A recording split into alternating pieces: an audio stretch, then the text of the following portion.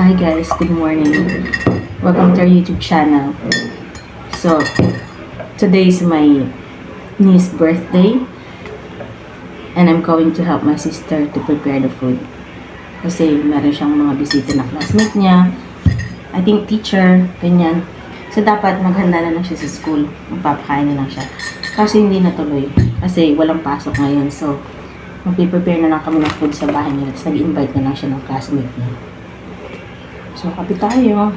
Look, yung aking cup from Anthony. Yan. Ang cute niya.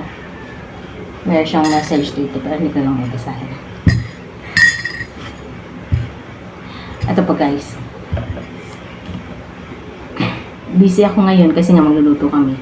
Dumagdag pa tong anak ko. Ngayon, bago ako pumunta sa birthday ng pamangkin ko, pupunta pa ako sa school. Kasi itong anak ko nagka-trouble sa school. Siguro nagkapi ko na sila ng classmate, medyo nagkasakitan, so pinatawag. So ayan, pupuntahan lola niyo sa school bago ako pumunta sa party. No, magkakape muna tayo guys.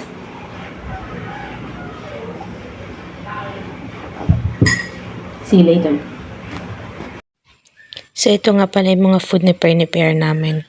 Yung iba dito, in-order na lang ng kapatid ko kasi hindi na namin magawang magluto sa sobrang daming ginagawa. So, yung minuto, tapos hindi nakdakan, order lang yan.